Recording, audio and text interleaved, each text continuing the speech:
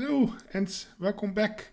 And normally I upload these coaching session videos on Saturday, but yeah, today it is Sunday because yesterday I was quite busy, and in the evening I was having dinner with family. We went out to this nice all-you-can-eat restaurant. So yeah, I used that concept. I ate a lot of meat. I think I started with meat, then I switched to fish, and then back to meat again. A little bit of wine, and when I came home, I was kind of tired to edit the video and upload it. So it will be today, Sunday. It is already a little bit late, but it is still Sunday. So this is the 10th coaching session I had with Chilli, and in this session we were talking about positional sacrifices. I hope you enjoy it, and if so, of course, please like, subscribe, leave a comment. I would really appreciate it. You can also check out Chili's channel. His info is in the description. And enjoy. And here we go. But I think it is. So we get c4 here, g6, knight c3. Opening isn't too relevant here.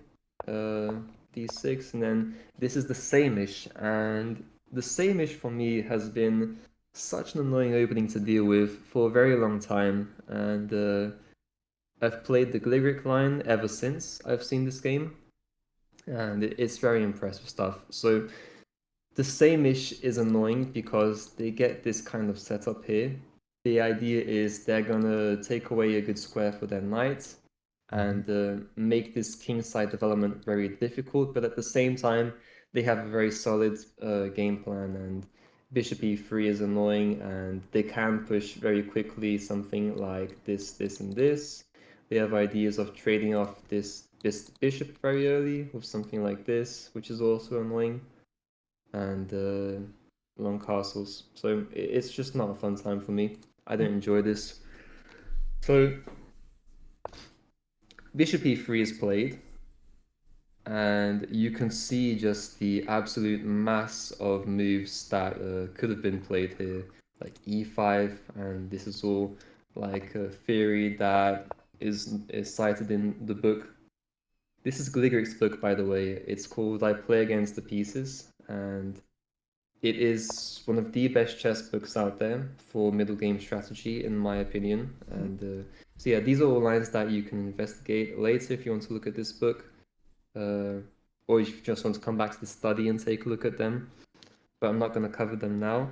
So bishop e3, and the main move for a very long time has been to play c5 and actually go down a pawn and sacrifice a pawn. But what Gligoric plays here is e5.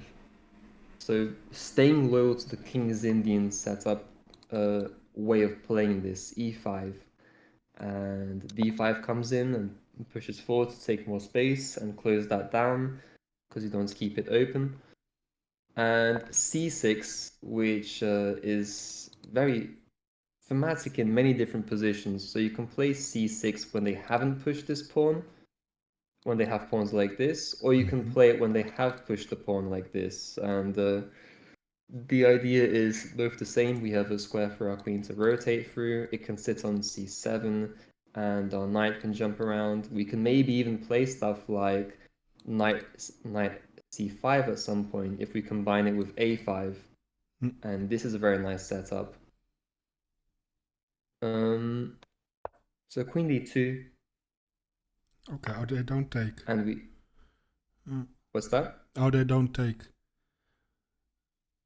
the pawn. Why would they not take?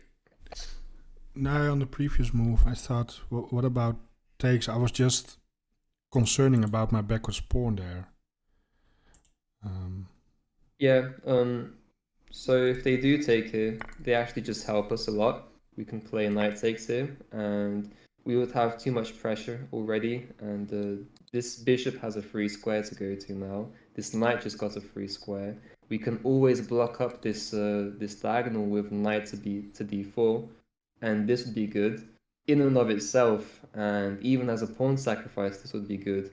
And this is kind of hinting towards the main ideas of today's lesson. So Okay. I would definitely play this as a pawn sacrifice, by the way, and Okay. just gain the bishop pair, and yeah, Yeah, interesting. it's Yeah, very yeah, good. yeah. That's exactly what you mentioned. That something I need to improve on that dynamic play and being fine with playing down a pawn, stuff like that. Yeah. We're gonna get you there. Okay. Takes, and then knight bd7. So, let's just get to the point where they play the main ideas of the same-ish. So, knight g2, we play a6, and we want to prepare this in kind of like a what would you call it? Just a normal dragon Yugoslav attack where we play a6, b5, and b4. This kind of idea here because well, we know they're going to castle queenside. This much is obvious, and they may not castle as well. They may keep their king in the center, but if they do castle somewhere, it's going to be queenside. Ooh, that looks very dangerous.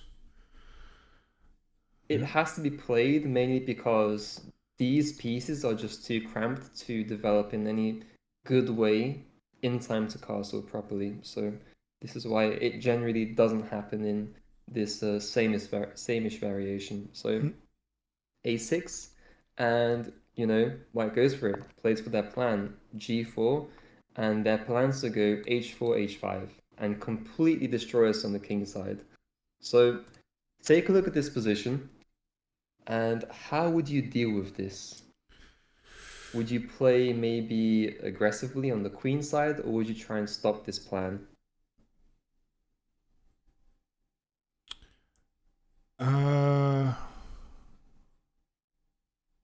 Hmm. I think I would ignore it and try to play on the other side.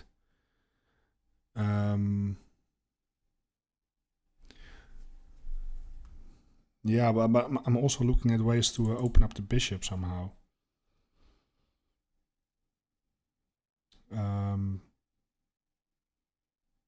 You mean the g7 bishop? No, this bishop. So maybe hopping the knight in, just to put some pressure here. I see. Because I don't think he wants to take that. But this is really fast, right?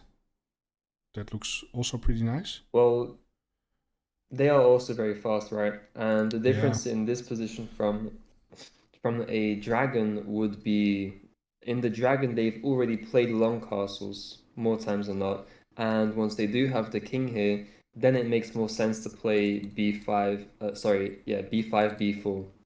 Yeah, that's Because true. their king's already castled and compromised. Now, in this position, the king can either castle here, or let's say we start making a huge attack here on this side, and they get completely blown off the board on that side. Then they'll just short castle out of desperation, but they had that flexibility.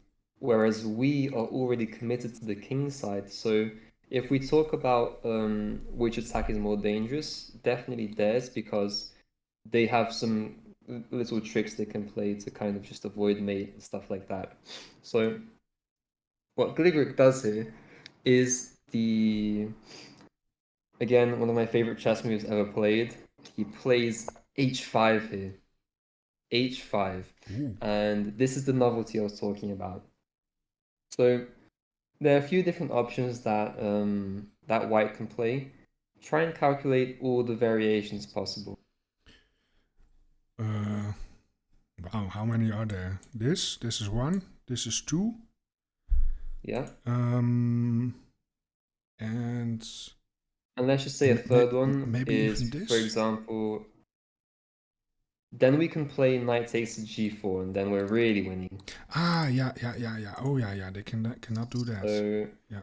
Let's just say, for simplicity's sake, the third move, besides this and this, is to play or we can say h3 and h4 on moves. Okay. But let's just say h3. Well, here Yeah. I would consider. Yeah, I don't know. Maybe I would consider pushing by. But that stops the attack a little bit. And if they want to push here, then my knight has a square. On takes, I think it would be obvious to take with the knight. How so? I mean, I have to deal with it, right? I mean, I cannot just ignore it. Yeah. That Yeah. so, yeah, I have to take that with the knight. And Okay. if they wait, what was? Oh yeah, this. If they play here. Which seems to be the more critical line, right? Oh yeah. Because if they just take, yeah, Okay. because if they take here, then we just knight take. They never have a pawn break here with this h file, and even though they can bring like a rook to the g file, it's not going to be enough because we have a very solid pawn chain here. So it Okay. isn't going to work out in their favor if they do that. So yes, g5 would be the more critical line. Okay. Oh, I thought it would be more friendly for us because then, well, the future attack doesn't look so scary anymore. I can just reroute my knight somewhere else. But where to? Yeah, um, this doesn't seem right. Then what's my knight going to do in the future? I think I would just bring it back and yeah, maybe find some life elsewhere. Here. I see. Yeah, I Which think is something like interesting. that. Yeah. It's interesting that you said that this knight would find a better home, but the piece that wouldn't find any home at all would be this bishop, right? Because after you play this g5, you can't go this way and you can't go this way. It's already blocked in by the pawn, and you can't even do stuff like this and this. Well, you can if you Yeah. want to waste like a million moves and play like this, but that's not going to work in chess. So the bishop is a very sad piece if this happens. So why doesn't he play g5? Well, actually, I'll show you that g5 is played in the game, but let's take a look at some of the other options first. So we talked about h3 first. h3 is by far the worst out of all three. And the reason is you're not doing anything to apply pressure as white. And while you've played this attack, which is very aggressive and which can be played, you're not playing it properly because now you've played a waiting move, and now black can maybe exploit some of these weaknesses you've created on these squares here. So that's why knight h7 is played in this position with the idea of queen check. So this would be one of the main ideas that they're trying to avoid now. So now they kind of do have to push forwards and then take, and then knight df6 comes in. And now why knight df6? Because after push we have knight g4, and we have a knight here in this square, and we hold on to an idea which is played in the g5 line. And just to give you a bit of spoilers, after knight g5, in this position, knight h7 is the best move, and we'll look at that shortly. Okay. So, yeah, so this would not be good for them. Like, this position sucks. It's terrible, and this bishop will have to move away. I think it's g1 if they don't want to lose this bishop, but that's just not good. Something has gone terribly wrong if you have to play bishop g1. Yeah. What about this? It looks so scary. Sorry, well, what's the real threat there? Well, I don't know, but they Because are. let's say, yeah, let's Yeah. say they push forwards and they take us. We take back with the pawn. What's their immediate threat? Um. Well, yeah, it's going to take some time. That's true. Um. Yeah, it's going to take some time. That's not possible right now because of the knight. But Yeah, even though Yeah, it looks scary because we've lost 2 pawns next to our king, yeah. the center is closed down, cannot open up easily without the sacrifice. And, we also gain some compensation through this, which is when you take and take, I actually think this benefits us because now this rook is open and it gives us a bit more play on the king side. So um, it Mm, didn't really add any play on the king side here for white because, this pawn will always find a way to break through in the future and this rook is already here. But this is something new which was introduced to the position, our rook opening up. yeah. Um, and nevertheless, they do have to play this move because if they just push and we take here, of course they have to take us and that's tempo wasted. We can even play queen takes g5 to be very calculative here. Yeah. And yeah, it just doesn't work out for them. Um, so this was the h3 line. If they play takes, you're correct. The move is knight takes h5. And then what would you do after knight g3? Well, I definitely don't want this to be happening, but that's just instinct. I don't think this is correct. Um, Yeah, so no, we can't allow him to take us, and we so don't also want to take into him. no. That looks too much. So what to do? Um, we maybe there is an idea of this. I don't know if that's a one mover or because I am threatening then to take. Right? What if he plays bishop to f2? Yeah. Then I'm not actually how you say it, accomplishing anything. Then it's a stupid move. Yeah. Hmm. And if you try, let's say this, and then trying to play maybe queen to f4, he can play knight takes first, take, and then he opens up the g file, which is very nice. For him, yeah. Um, Yeah. yeah, for him. And what about this? What about centralizing the knight? I mean, if Well, we're they losing a pawn, right? we are losing a pawn, um, but we are opening up the bishop. Yeah. I don't know. I don't know if that's that bad for us. That is just perfect. Maybe That's we. exactly it. We play knight h4 here. Knight f4, I mean. And this is the idea I was talking about. This was that whole sacrificing material for a tangible compensation, which Huh. is if they do play this, we attack the knight even, so they have to take this pawn, and this bishop is just a killer piece. Like you can imagine stuff like queen b6, hold on to this pawn and attack this. I mean, it's very aggressive, and it's not clear what white really gains from this extra pawn. And I mean, castle seems crazy here because knight comes in, this bishop comes in somehow, and this rook comes over. Everything will be targeting the king side. Yeah. So I'm not a fan of this for white. If you do land into this, what white should do is play h4 and just try and push this attack. However, we can reinforce this, and so even though we sacrifice this pawn, we don't need this bishop to be activated immediately. All we need is for the file to open up, right?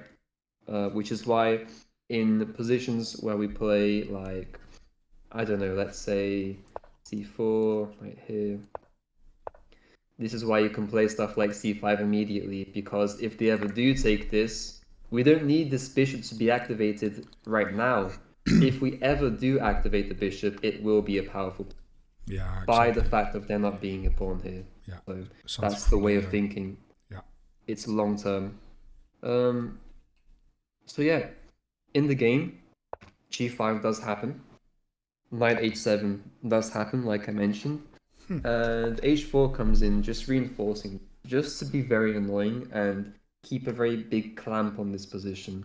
Now, knight h7 had a really clear plan of action, and it's very difficult to not find this plan of action because there is no other plan and there is no other point in placing your knight here if you're not playing for this this idea. And the idea is to play f6. Look at how many pieces control this f6 square. It's absurd. Almost everything. And again, if we do get something like takes, so bishop g2 happens and f takes does happen, then now we have taken away any of their opening ideas to create an attack somehow, and we can actually, now that this is also halted, just shift over to the king side. Sorry, the queen side. b5 comes in, which was your initial idea. Knight c1, because white's realized what's going to happen here. Knight c5, which was also your move. b4, and then knight a4 here is a really fine move. Knight a4 is a really fine move. What do you think the idea could be here?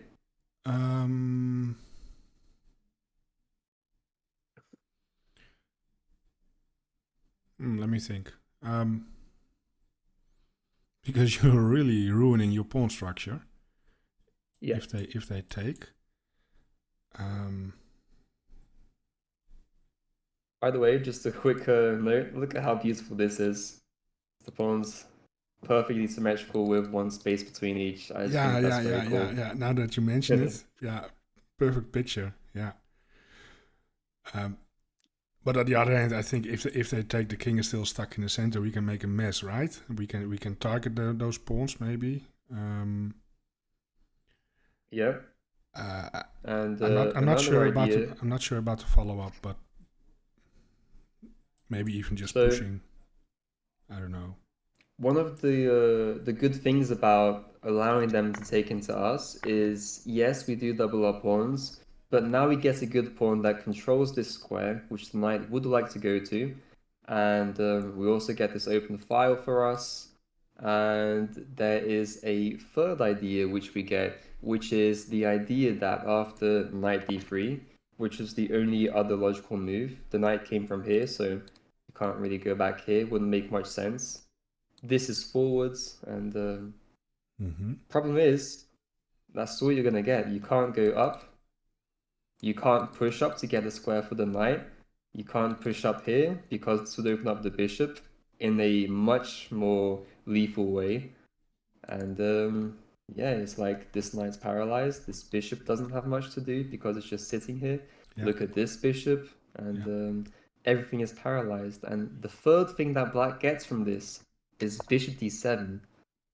And now we can surely play something like bishop to b5, and they will never have a way to bother us with, let's say, a4.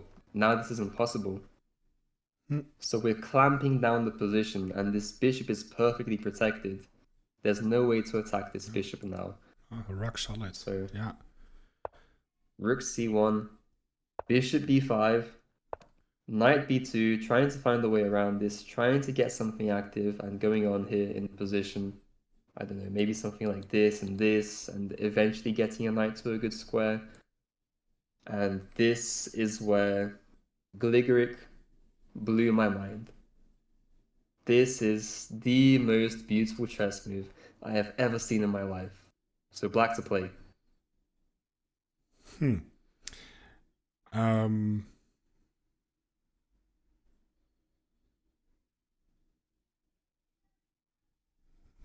Yeah, what to do?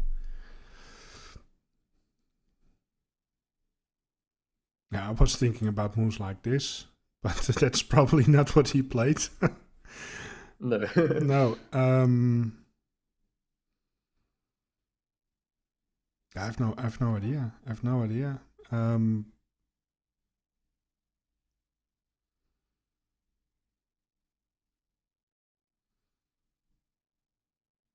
Well, it seems like we're also kind of paralyzed because... is there maybe a crazy idea of playing here or something? And if bishop takes? Yeah, then we take. We sacrifice everything to get some open lines. Yeah, now I'm doing just crazy stuff to think about options. But But why is that so crazy? yeah, I don't know. You're giving up the exchange and a pawn for something not concrete. Well, we are hitting the knight. What about rook f4 doesn't make it concrete? Well, they don't have to take. Um, they can also just leave it. And then what's my follow up? Well, the idea of rook f4 is also that We are when this hitting the move comes pawn. in, yes, exactly, Ah. with this idea. Hmm. So it's interesting, isn't it? Yeah, and actually now it is. Yeah, it's maybe a little bit crazy on first, but if they take, well, of course they can't take twice, then they lose the knight. Yep. So we have a pawn there and an open bishop. Hmm.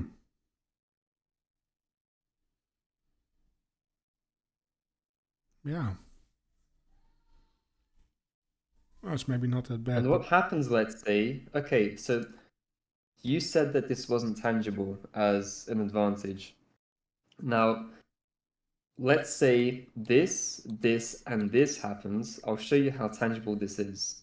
Well, we wanted to play a piece onto f4, mainly to target this pawn.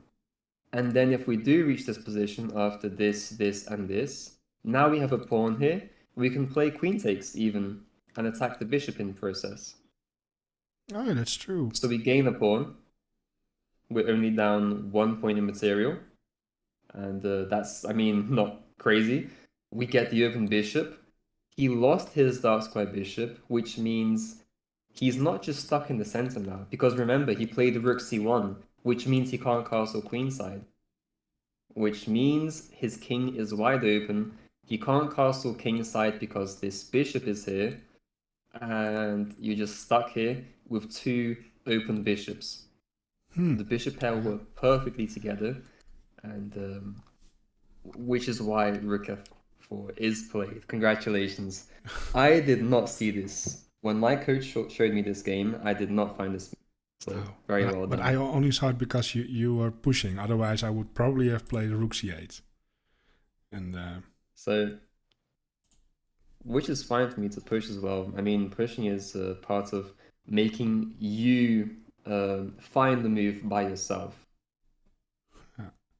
Bishop takes, e takes, and again we get all this compensation, which is why after knight b3, we take the pawn, rook c2, and rook f8. So because we do need to defend this now. Now we do need to defend this pawn.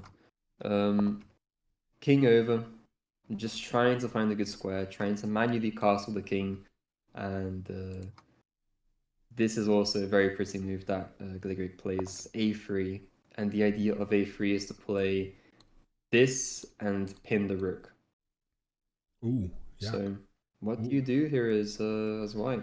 Well, there's really not that much you can do, to be honest, and so much so that what's played here is knight c1. And the idea of knight c1 is we're trying to prevent bishop a4 by playing knight b3. So they've played their hand, we play our hand now. So we know if we play this, they are going to play this. Is there a way to counter this?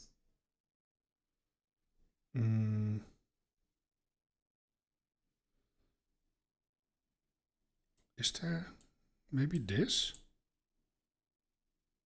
No.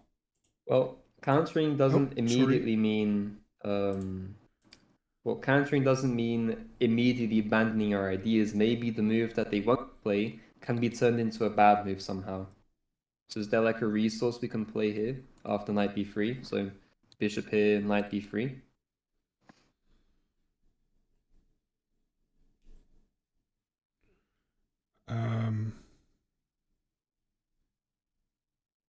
Well, we can take the knight and have a passed pawn, but looks a little bit weak.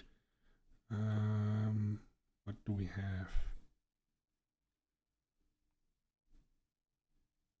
Hmm.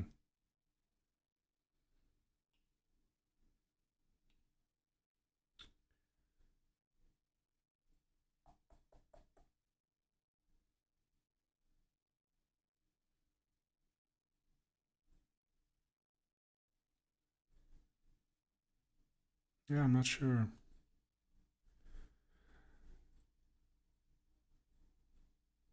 So I think you're on the Uh, right track. The idea is to play for this pass pawn then. yeah, but I don't So see how to advance it. Yeah. which is the problem? Because the rook sees this, and once we say out loud in our heads, the problem for us, like we've identified, the problem is if we push forwards, the rook takes. Then we ask ourselves, we do kind of like reverse engineering. Is there a way to make this rook disconnect from this side? Can we take away this scope? Which should lead you to the game Ah. move, which is bishop a4, knight b3, and before taking, we play knight b2. Sorry, Yeah. bishop b2, and then we cut it off, and now we can take, push, take, queen. Oh, it's unstoppable. Yeah, Yeah. Oh, that's nice. Very nice. Yeah. which is why in this position, this opponent had to play takes. They had to sacrifice it back. So okay, they sacrificed back their rook advantage, their exchange advantage, and it seems like we still have the better of this position. There's not that much that white seems to have going on for the position, and we have many ways of adding pressure. And I'll skip through this game a bit faster and just show you the absolute beauty of this chess game here from here on out. Rook b8, attacking the pawn. And everything is done in an improving way. Queen d2, knight f6, improving the knight now. King c1 because you had to step out of some ideas. If bishop h3, let's say, then queen g3, check, king h7. Our king is perfectly safe, and this pawn is not. So you can't go on the attack here as white. We take, and the idea of taking is we now get queen e5 ideas. The knight no longer protects this square. This is now a threat. They have to respond to this. Yeah. So king b1. And we force the king onto the file which the rook is on, which is amazing. And we could just, play blatantly a5, but this would take away a bit from the beauty of the game. And we see just g5. Brutal chess. And the idea is now we're going to push up on the king side. Rook c1, g4, rook here. It's okay. You can get a piece there. I don't really care because you can never attack me. So much so that, well, okay. So the reason this seems possible for white is because it doesn't seem we can make any more progress since after takes, the pawn's just blockaded. You can't push forwards. So we need to find a way to add more pressure to this f3 square. How do we do this? Um,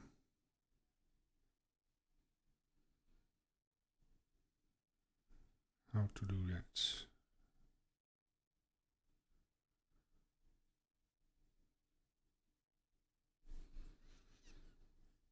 Just a quick pointer, if you do play this, then they can play this move and blockade both pawns.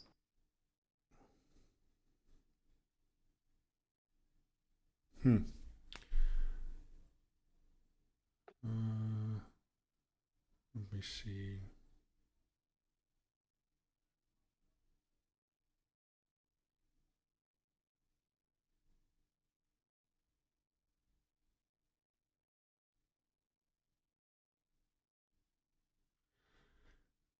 Yeah, I don't know if this could be possible when we have three connected passed pawns. That's a very nice idea. I But like that you're looking at this from this perspective. But take push, and the idea is once the bishop moves, then we can take with check. And this would be good if they didn't have a move like, let's say, this, which attacks the queen, followed up with something like queen here, check, or queen here. Yeah, So and this would, they also have the rook here, eh? Yeah. yeah, which would It's- not benefit us. So No. we also need to see when we do these, when we play these ideas, who is being benefited from this most. And in this case, it would definitely be white. So this is why the sacrifice isn't good, because it gives white more resources than they should have in this position. Whereas if we play something slow, this bishop will never be good. So that's the difference there. And the reason we could play rook f4 is because we benefit 100% from the hanging pawn, the bishop opened up, and all of that good stuff. Yeah. Then what to do? Well, I don't want to take the rook off this file. Otherwise, maybe you could play a move like this. Yeah, the rook is perfect here. But I would not touch the rook. No. I don't know if this is an idea, because as soon as I push the pawn, they can just take it.